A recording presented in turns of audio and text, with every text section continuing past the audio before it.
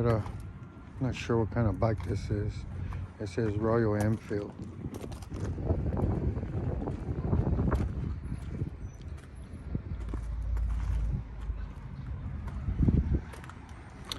I think it's locked though. This one's got a steering lock right here. And this comes with no key.